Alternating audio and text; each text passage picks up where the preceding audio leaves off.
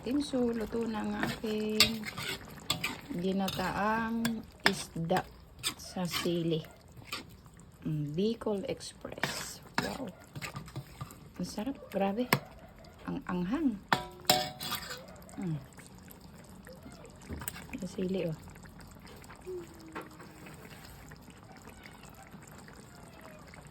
Grabe. Sana all. Tikman ko, ha.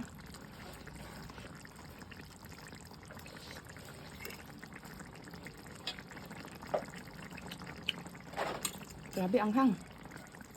Pero ang sarap.